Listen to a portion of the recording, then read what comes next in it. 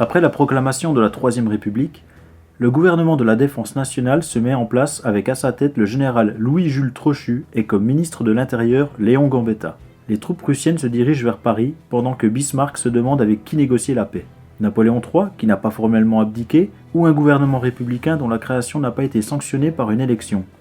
Lors de son passage à Belfort au mois d'août, le général Louis d'Outrelaine a découvert les défenses de la place forte en compagnie d'Aristide d'Enfer-Rochereau, chef du génie, et a donné des indications pour leur renforcement.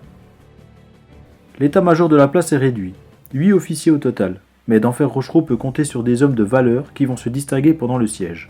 Parmi eux, plusieurs polytechniciens, le capitaine d'artillerie Sostène de la Laurencie, officier très instruit, plein d'activité, d'initiative et de vigueur.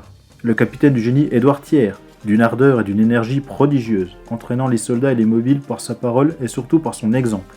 Le capitaine du génie Auguste Eugène de Gombert, d'un dévouement absolu, avec un incomparable courage.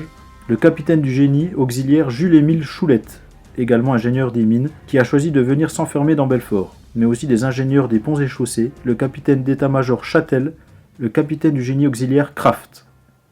Les travaux avancent au rythme de l'arrivée et du départ des troupes. Pour aller plus vite, d'Enfer-Rochereau décide de changer le tracé des lignes des faubourgs. Au lieu d'englober tous les faubourgs, il passera au travers de ceux-ci afin de constituer une ligne plus simple et plus solide composée de fossés. 4 mètres de large sur 2 à 2,5 mètres de profondeur et de parapet. On poussa aussi, avec la plus grande activité possible, les blindages des casernes des forts, surtout ceux de la manutention et de la caserne de l'Espérance, destinés à servir d'hôpital de siège. Et on entreprit divers travaux d'aménagement dans les abris, notamment la construction d'un plancher pour créer un étage dans le grand souterrain du château. Décrivent Édouard Thiers et Sostène de la Laurencie dans La défense de Belfort. À la mi-septembre, les travaux des lignes des faubourgs et Hautes-Perches sont assez avancés pour permettre de reprendre les travaux des Basses-Perches. Marcel Poilet, engagé volontaire, y prend part. Rien n'était terminé, tout se trouvait encore à l'état embryonnaire. Les casemates n'existaient pas, la poudre n'avait pas d'abri, les épaulements étaient à peine commencés. Toute l'infanterie fut appelée à manier la pioche et la brouette pour mener à bien une œuvre qui fut peut-être la plus heureuse conception de la défense, car il n'y avait pas à Belfort assez de soldats du génie. Sous la direction du génie, le travail n'est pas de tout repos. On trouva parfois nos brouettes insuffisamment chargées, nos coups de pioche bien maladroits. Cela nous fut dit assez clairement.